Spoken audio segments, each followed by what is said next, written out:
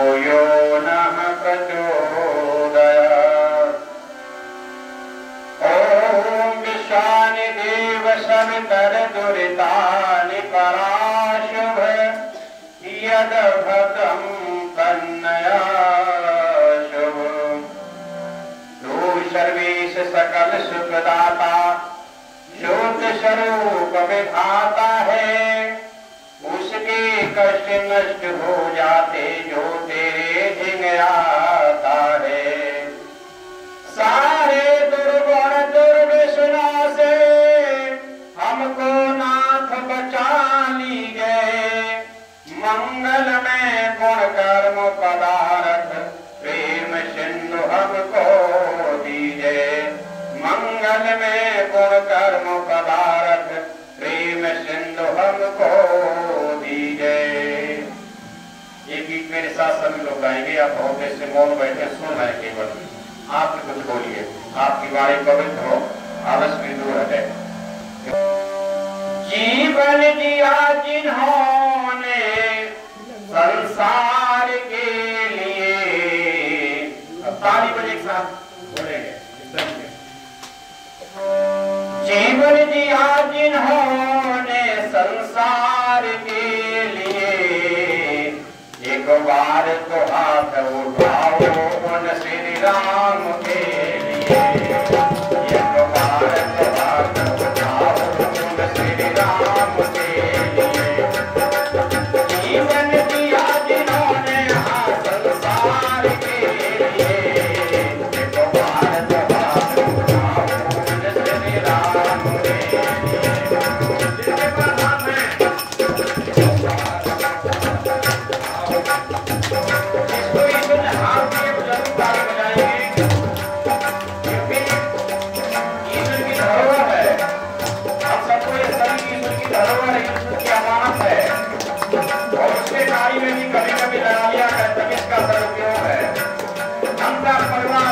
संसार के लिए हम प्रयास लगाए हुए इसका कोई साथ जाने वाला नहीं होगा। जीवन दिया जिन्होंने संसार के लिए। श्री राम के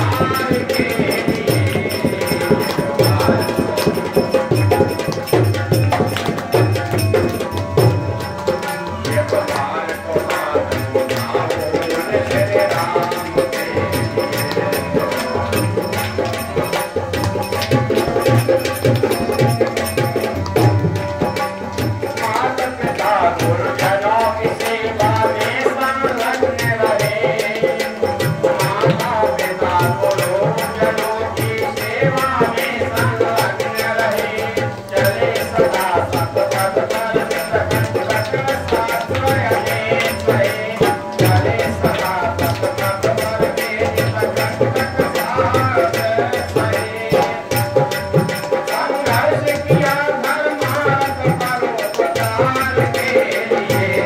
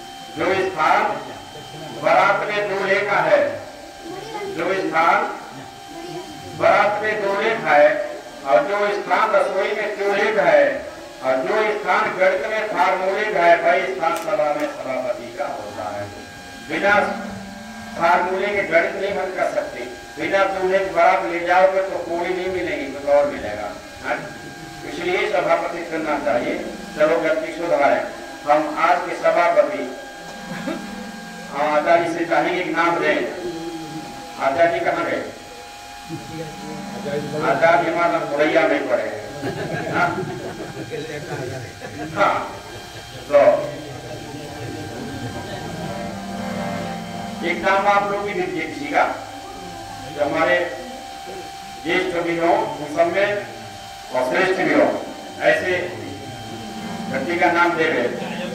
चलिए आचार्य जी नाम सभापति कर दीजिए। सभापति सभापति को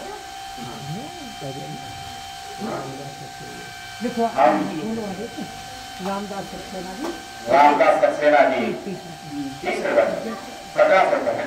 50 रुपए दाम देने परमपिता परमात्मा सुगंधी जायंती आयुष्मान केशी बचती बलवान भगवान एक नाम जलालाबाद से आपका क्या नाम आपका? शरणवाड़ी। बहुत अच्छी बात। सारी बात करें आज के बाद बहुत आप नगरशील व्यक्ति है, धर्मात्मा व्यक्ति है, श्रीवत्स है, राष्ट्र व्यक्ति है, सारे गुण आपके तरह है। चलिए आदरणीय सभापति महोदय, हमारे लखनऊ से आए हुए श्रद्धेय ईश्वरता आज जगत के भजन परिषद श्रद्धेय पंडित प्रकाश आर्य जी, जिनके कृतत्व व्यक्तित्व में कोई भी कमी नहीं है, पूरा जीवन पूरा परिवार इस संसार में समर्पित है। ऋषियों की परंपरा में उनको हृदय से धन्यवाद देता हूँ, साधुवाद देता हूँ। साथ ही अभी हमने अपने से पूर्व सबने सुना श्रद्धेय मुनि मुकेशानंद जी महाराज थोड़ी सी सूचना मिलते ही आ जाते हैं। आप रोजा अवसर कोठी पे रहते हैं और पूरे देश में घूम घूम करके राम की कथा को तो कह ही रहे हैं, साथ में आप समाज का उपदेश करते हैं। धन्यवाद की पात्र हैं, बहुत बहुत धन्यवाद आपको। साथ हमारे ढोल वादक बहुत योग वादक हैं, मैं इनका भी हृदय से स्वागत करता हूँ, धन्यवाद देता हूँ। मजीरा वादक बहुत बहुत धन्यवाद। आचार्य प्रवर दीपवाल जी, इनके अथक परिश्रम से प्रयास से बड़े उत्साह के साथ में ये कार्यक्रम संपन्न हो रहा है, उनको मैं आप सबकी तरफ से उनको धन्यवाद देता हूँ, बधाई देता हूँ। साथ में उपस्थित सभी सभा में सत्याग्रही सज्जनों, वंदनीय मां शक्ति, राष्ट्रीय कर्ता, नौजवान साथियों, बालक और बालिकाओं, अभी आपने हमसे पूर्व बहुत विशेष रामायण की कथाओं को सुना। हमें समझता आए थे, सुनते भी रहते हैं। रामायण की चर्चा बहुत सारी सुनने वाली, अब तो वैदिक मंत्रों में भी खूब रामायण कही जा रही है। विविध प्रकार से बोल रहे हैं हमारे, इन पे चर्चा नहीं करूंगा। मैं कुछ अलग तथ्य की तरफ आज भी गुत्थी सुलझ नहीं पाई है, तो इस गुत्थी को समझने हम राम को समझ सकते हैं, हम रामायण को समझ सकते हैं, हम सत्य सत्य को समझ सकते हैं, धर्म अधर्म समझ सकते हैं। हमने अभी इस व्यवस्था को नहीं समझ पाया है। जैसा आज से लगभग 5-4 वर्ष से बिगाड़ चल रहा है, और उस बिगाड़ के कारण मर्यादा पुरुषोत्तम को लोग आज काल्पनिक महापुरुष कहते हैं, काल्पनिक, ऐतिहासिक नहीं कहते हैं। जिनका इतिहास वाल्मीकि जैसी रामायण, इससे बड़ा इतिहास क्या हो सकता है जो आज कभी हुआ है। इसके बाद ही सारे मानव ग्रंथ लिखे गए। ऐसे आज कभी के आदि काव्य को भी लोग झुठला रहे हैं और कहते हैं राम जैसा कोई व्यक्ति हुआ ही नहीं, राम नाम का कोई व्यक्ति हुआ नहीं, काल्पनिक करना है, काल्पनिक माने लोग। आज उसी की देन हुई, उसी स्वार्थपरता की, अंधभक्ति की देन हुई कि वाल्मीकि को रामायण को दबाया गया और तुलसी ग्रंथ, जाल ग्रंथ को उछाला गया। तुलसी ग्रंथ जो रामायण आप मान रहे हैं वो जाल ग्रंथ है, ऋषि ने साफ साफ लिखा है, आप उसको पढ़ेंगे तो समझ लेंगे जाल ग्रंथ है, क्योंकि उसकी बात कहीं तो कुछ है तो कहीं कुछ है, कहीं सत्य तो कहीं असत्य, कहीं आकाश कहीं पाताल, अपनी बात को अपने आप एक कहता। जैसे मैं एक बात कह दूं, एक तरफ उसी रामायण में लिखा है कर्म प्रधान विश्व था जो 310 पर था, यानी कर्म ही प्रधान है, जैसा व्यक्ति कर्म करता वैसा ही फल उसको प्राप्त होता। दूसरी तरफ क्या लिखा है, हुए बहे राम रचिराखा तो निंदा करता है बढ़ावा शाखा। अच्छा बहे जब होगा, जब राम ही जो राम ने रखा वही होगा, तुम्हारे कर्म का क्या सिद्ध रहेगा? फिर तो हम कुछ करते ही नहीं है, फिर तो राम ही जो कराता वही हम करते हैं, और जब राम ही जो कराता वही हम करते तो फिर पाप पुण्य के अधिकारी कैसे बन गए?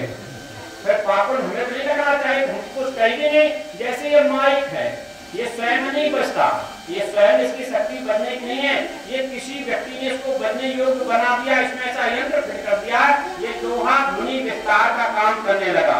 अब इसको कोई बोध नहीं कि हमसे क्या लिया जा रहा, हम क्या कर रहे हैं। अब इससे ना इसको सुख होने वाला ना इसको दुख हो रहा, कि बुलाने वाला बोलने वाला कोई दूसरा है, ये स्वयं ना बोलता ना बुला रहा है इसको।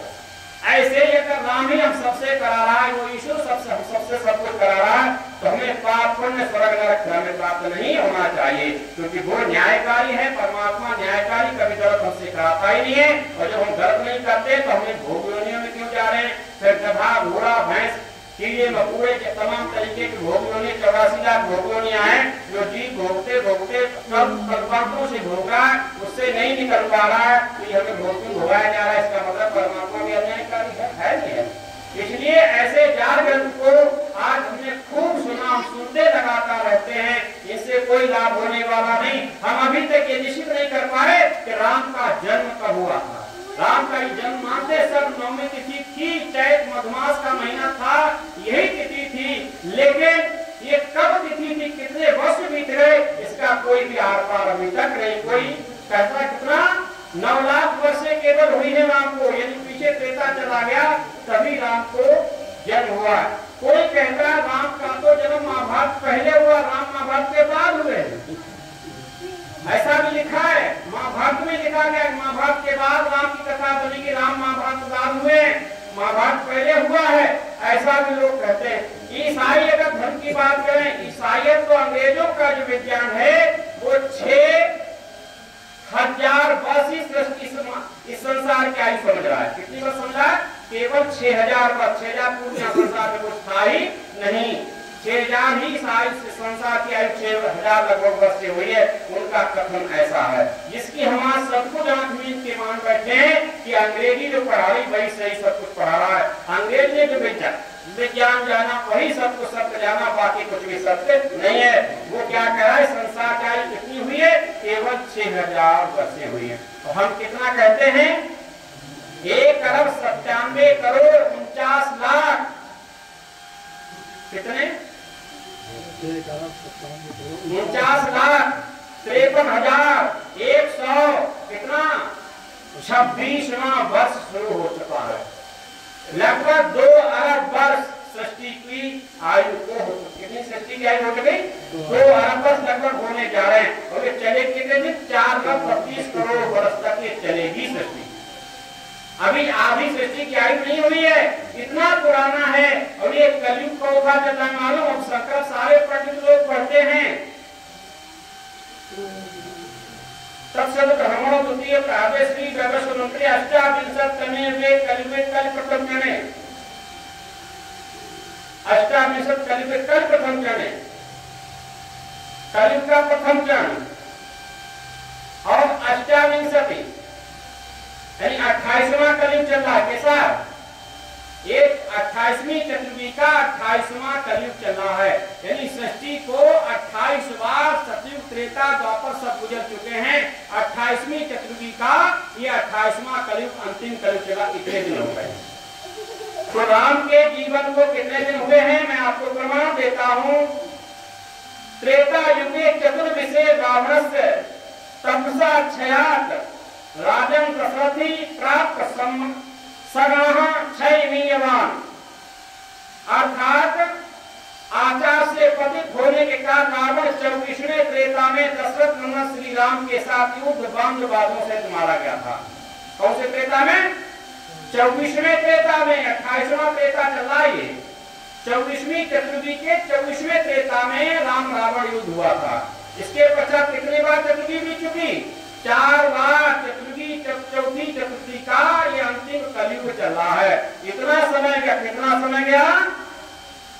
इस प्रकार श्री राम के काल का 1 करोड़, नोट करो, 1 करोड़ 81 लाख 49,127 वर्ष हो चुके हैं।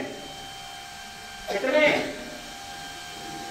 1 करोड़ 81 लाख 49,127 वर्ष राम को हो चुके हैं। 9 लाख वर्ष नहीं। लोगों ने पढ़ा तो है नहीं, समझते तो है नहीं, चलेंगे धीरे लाठी। इसलिए राम जैसा महापुरुष आया हमारे जीवन में, हमारे संसार में, ऐसे महापुरुषों का कभी कभी उदय होता, कभी कभी आना होता है महान आत्माओं का।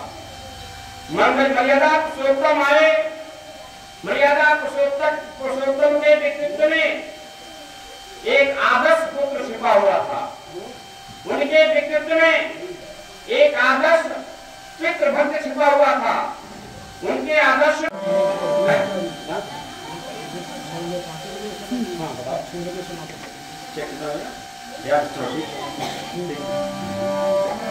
एक बार की चर्चा है, देव ऋषि नारद जी बैठे हुए, वाल्मीकि रामायण का प्रसंग है, दूसरे रास्ते मिलेगा कि देव ऋषि नारद एक बारा वाल्मीकि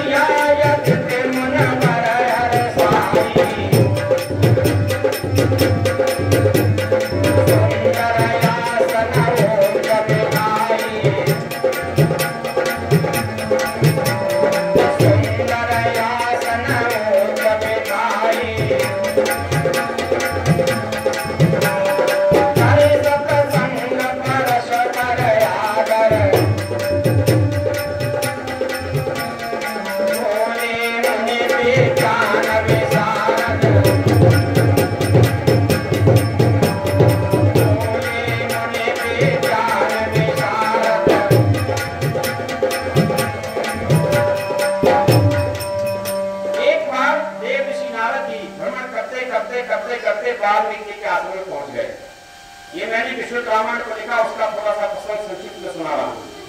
पहली कथा वाल्मीकि है अवतरणिका नाम से, वाल्मीकि रामायण में कथा में जाती पहली बालकांड की पहली कथा अवतरणिका इसका नाम है कि आखिरकार रामायण का अवतरण क्यों हुआ, रामायण लिखी क्यों हुई, इसका विशेष कारण क्या उत्पन्न हुआ, यही से प्रसंग शुरू हुआ।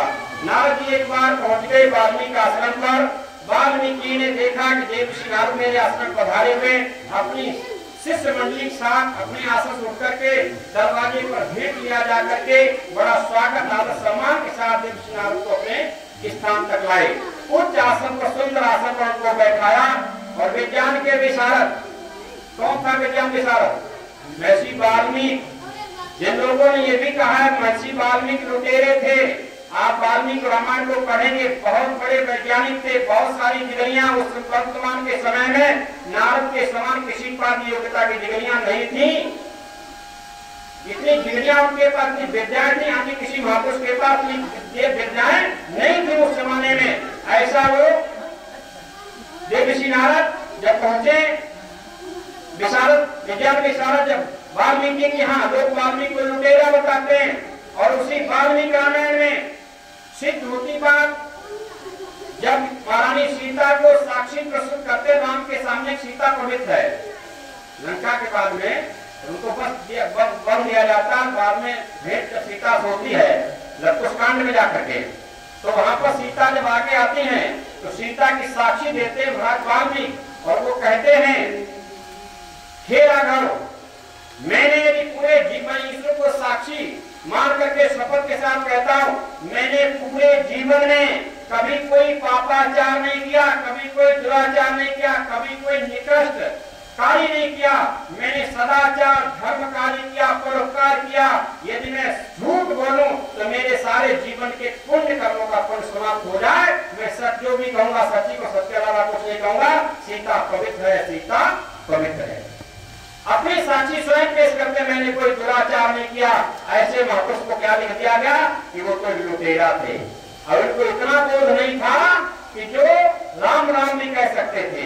अब राम कब पैदा हुए, वाल्मीकि कब थे? बहुत बाद में राम का जन्म हुआ उनके बाद में। इसलिए उसमें वैदिक मर्यादा थी, उसमें ओम का जाप चल रहा था, वेदों का ज्ञान चौबीता था, चौकट था। अगर जब भी था तो ओम के अलावा कुछ भी जब नहीं था। ये परंपरा हमारी महाभारत तक चली है। महाभारत के पश्चात परंपराएं बढ़ी, तब मतपंथ बढ़े, तब तमाम प्रकार के मतपंथ आए। तमाम किसी ने ओम का, किसी सोम का, किसी कुछ का, किसी कुछ का, लेकिन असत्य हमने पकड़ लिया, सत्य हमने छोड़ दिया।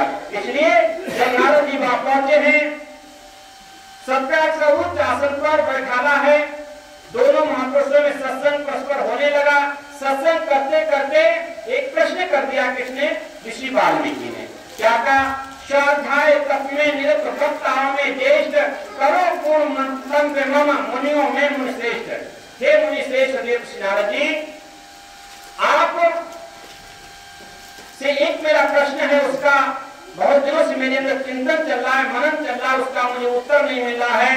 आपसे वो उत्तर हो संभव हो सकता है, आप मुझे बताने की कोशिश करें। क्या प्रश्न क्या उन्होंने देख लिया? इस जगत मध्य पुरुष, इस जगत मध्य में पुरुषोत्तम कुर्बान कौन बलशाली है? धर्म जगत सत्यवादी गणपति कौन नरमाली है?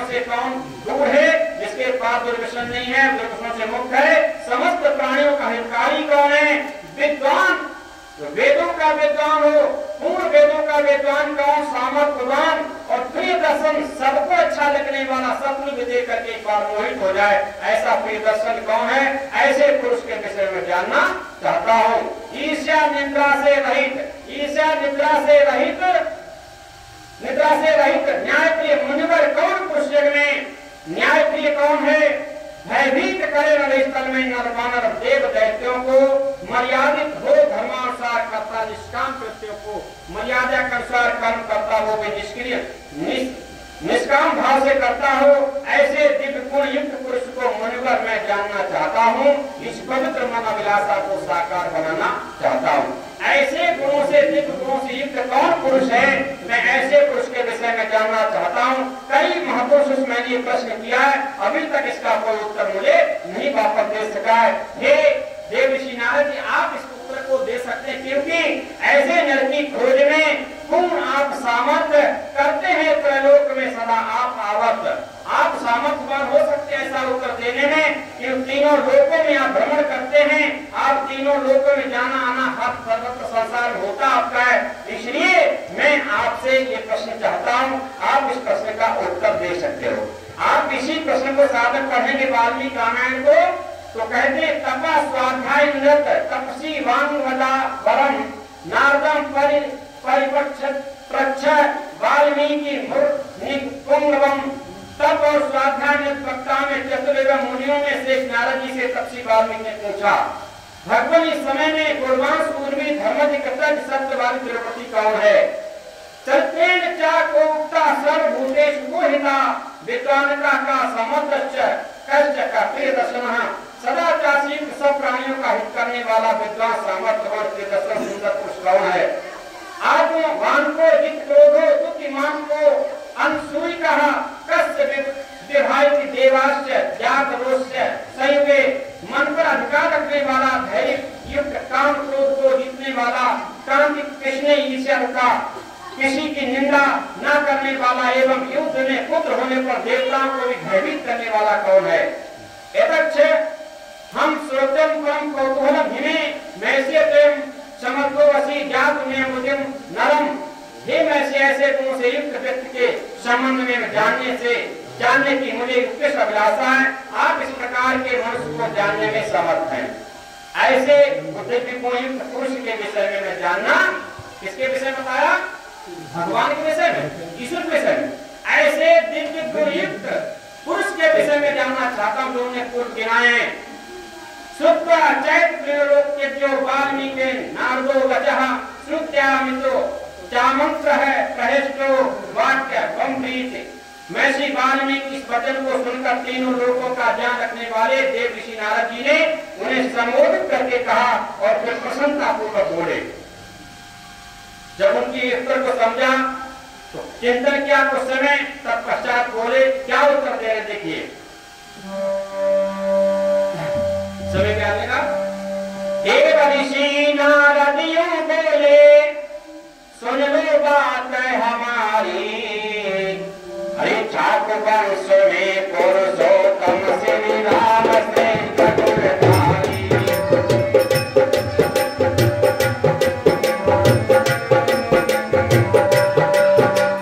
देव ऋषि नारद यूं बोले, सुन लो बात हमारी, ये ठाकुर वंश में पुरुषोत्तम श्री राम से चतुरधारी।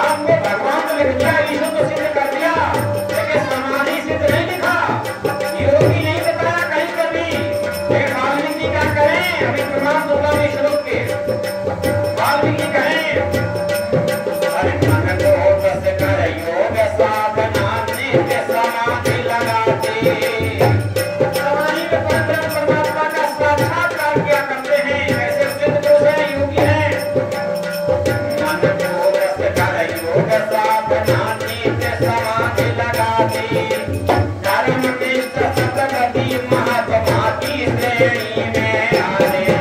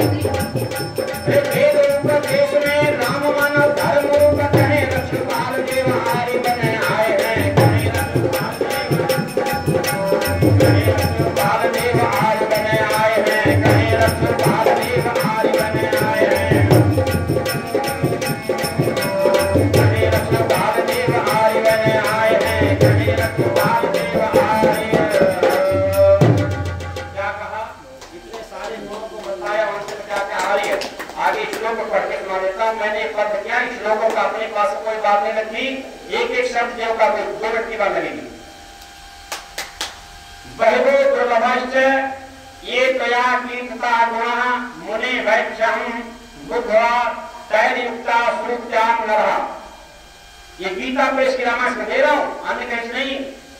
हे मुने, आपने जिन बहुत से तथा दुर्लभ गुणों का वर्णन किया उनमें से मनुष्य के संबंध में सुनिए। उन्होंने भी क्या कहा? मनुष्य के संबंध में जो आपने दुर्लभ गुण बताए हैं ऐसे मनुष्य के संबंध में सुनिए। मैं ऐसे मनुष्य का नाम आपको बता रहा हूं। वो भी क्या करें, वाल्मीकि रामायण पढ़ के थे, गीता पे सबके पास होगी, नाम लेके। ऐसे मैं दुर्लभ मनुष्य के संबंध में सुनिए, मैं सोच विचार के बचाव कहता हूं। कहने लगे इच्छाकु वंश प्रभु रामो नाम जनय श्रुता, इच्छाकु वंश प्रभु रामो नाम जनय श्रुता, नियतात्मा महावीरो बुद्धिमान गति मानवसी। इच्छाकु वंश में उत्पन्न एक ऐसे पुरुष हैं जो लोगों में राम नाम से विख्यात हैं, जो लोक में राम नाम से विख्यात हैं। यही श्री रामचंद्र नियत स्वभाव मन को बस में रखने वाले महाबलवान तेजस्वी धैर्यवान और जितेंद्रिय हैं। आगे क्या कहा, बुद्धिमान नीतिमान कानूनी श्रीमान शत्रु निर्बरहा विपुलासो विपुलांसो महाबाहु कंबु ग्रीवो महाधनु। वे बुद्धिमान नित्य वक्ता शोभामान तथा शत्रु संहारक हैं। उनके कंधे मोटे और भुजाएं बड़ी बड़ी हैं। ग्रीवा शंख के समान और थोड़ी यानी मसाल यानी पुष्ट है। बहु रसको महेशवासो पूर्व जत्रु रमहा अजान बाहु सुशिरहा सुललाटहा सुविक्रमा। उनकी छाती चौड़ी तथा धनुष बड़ा, गले में नीचे की हड्डी हंसली यानी मां से छिपी हुई है। वे शत्रु का दमन करने वाले हैं। भुजाएं घुटनों तक लंबी है, मस्तिष्क सुंदर है, ललाट भव्य चाल में मनोहर है। सम समासम विभक्तांगः इदं भवनः प्रतापान तीन पक्षा विशालाक्षो समीक्षा भरवक्षा। उनके अंग का विन्यास समय के ना बहुत छोटे ना बहुत बड़े हैं। उनके शरीर का चिकना सुंदर है। वे बड़े प्रतापी, उनकी छाती उभरी है, नेत्र विशाल है, उनके सब अंग प्रत्यक्ष सुंदर हैं और वे शुभ लक्षणों संपन्न हैं। धर्मज्ञ सत्य सत्वश्च प्रजानां च हितेरतः यशस्वी ज्ञान संपन्न सुशिष्टा समाधमानः। वे धर्म सत्य प्रतिज्ञ परोपकारी की ज्ञान में पवित्र चित्रंगी और समाधि लगाने वाले हैं। प्रजापति क्षमा श्रीमंत रिपु निषूदना रक्षिता जीव लोकस्य धर्मस्य परिरक्षितः रक्षिता स्वधस्य धर्मस्य सजनस्य रक्षितः। वेद वेदांग सत्योज्यो धर्म वेदाचन निधिष्ठता। वे प्रजापति ब्रह्मा के समान, वे प्रजापति ब्रह्मा के समान। ब्रह्मा भी एक महापुरुष हुआ है, उसको लोगों ने ईश्वर मान लिया है। वे प्रजापति ब्रह्मा के समान, प्रजा के रक्षक शोभामान और सबके पोषक है। वे शत्रुओं का नाश करने वाले, वे प्राणी मात्र के रक्षक धर्म के प्रवर्तक हैं। वे अपने प्रजा पालक और धर्म के रक्षक सुजनों को पालक वेद वेदांत के धर्म तथा धर्म के निष्पात हैं।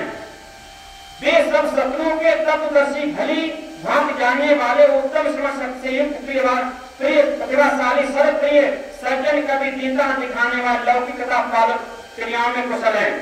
वे जिस प्रकार नदियां समुद्र में पहुंची उसी प्रकार उनके पास सदा सज्जनों का समागम रहता है। वे आर्य हैं। इस श्लोक में आर्य कहा गया। सर्वदा विगता सिद्धि समुद्र सिंधुवा आर्य समझ सदैव प्रियदर्शना। जिस प्रकार नदियां समुद्र में पहुंचती हैं उसी प्रकार उनके पास सदा सज्जनों का समागम रहता है। वे आर्य हैं, वे समदृष्टा हैं, सदा प्रियदर्शन हैं। इस तरीके से उनका वाल्मीकि रामायण किया गया। कहीं पर भी ईश्वर नहीं बताया गया। आप यहीं पे गलती कर बैठे। हमने महापुरुषों को ईश्वर मान लिया है, ईश्वर को हमने छोड़ दिया है। ईश्वर हमें इसकी प्रार्थना उपासना करनी चाहिए थी। महापुरुषों के चरित्र का अनुकरण करना चाहिए था। जब महापुरुषों को हम ईश्वर मान लेते हैं तो उनका चरित्र हमसे छूट जाता है और ईश्वर की उपासना हमें लाभ मिलना चाहिए था। तो ईश्वर की उपासना भी छूट जाती है। हम दोनों चीजों से मारे जाते हैं। हम ठीक नास्तिक हो जाते हैं, हम अधार्मिक हो जाते हैं। इसलिए मेरे भाई, आप अगर वाल्मीकि रामायण को पढ़ना है तो वाल्मीकि को पढ़िए, वाल्मीकि समझिए। पहले राम जी को समझिए, राम जी के चरित्र को समझिए। जब राम जी के चरित्र को समझेंगे, उनके आदर्श समझेंगे, उनके गुणकर्म स्वभाव को समझेंगे, तब जाकर हम राम जी के जैसे बन पाएंगे, राम के गुणकर्मों को धारण कर पाएंगे। हम राम जी को नहीं समझ पाए तो राम के गुणकर्मों को हम कैसे धारण करेंगे। आपको जगाएगी वाल्मीकि रामायण, वो भी आप समाज के विद्वानों द्वारा जो विशुद्ध रामायण के रूप में लिखा गया है, शुद्ध रामायण के रूप में लिखा गया है, टीका के साथ लिखा गया। उनको जो पढ़ेंगे बहुत सारे विद्वान रामायण को विषय में लिखा है। आप उसको पढ़ें तो राम को सही तरीके से जान पाएंगे। इसी तरीके से कृष्ण के चरित्र में बहुत सारा दुराचार भर दिया गया, बहुत सारी अविद्या भर दी गई। इन दोनों महापुरुषों के जीवन को बिगाड़ने का काम किया गया। आज वही अविद्या हमारे समाज में फैली हुई है। लुटेरे लूट रहे हैं, हमको मूर्ख बता रहे हैं। अरे जिस राम ने वैदिक मर्यादा के साथ पूरा जीवन व्यतीत किया हो, उस राम को क्या क्या दिखा दिया गया। जिस कृष्ण ने पूरे वैदिक मर्यादा के लिए अपनों से युद्ध किया गया हो, अपने से युद्ध किया, अपनों का संहार करा दिया जो धर्म के कारण, उस कृष्ण को कहां धर्मी बना के रख दिया। और लोग कहते हैं हम लोग कृष्ण की भक्ति करते हैं, इसलिए महापुरुषों को जानने के लिए सत्य इतिहास को जाने, इनके सत्य चरित्र को जाने, तभी जाकर हमारी इच्छाएं पूर्ण सही, तभी उनको समझ से कभी हुए लाभ मिलेगा। और जो सच्चा ईश्वर इन्होंने जिसकी उपासना की, प्रार्थना की, स्तुति की, उसकी स्तुति प्रार्थना ईश्वर की करेंगे, जिसको आसमान निराकार बताता है, ईश्वर ने इसके 24 विशेषण बताए हैं। इस आसमान दूसरे नियम में आप उसको पढ़े समझें। बात मेरी भूमिका था, भरपाई थी, आगे बहुत आनंद आने वाला था, लेकिन समय की मर्यादा, समय था नहीं, विद्वान बहुत सारा ज्यादा थे, इसलिए अपनी मान्यता में तो आगे कहीं मौका मिलेगा तो फिर कभी आपको सेवा करेंगे।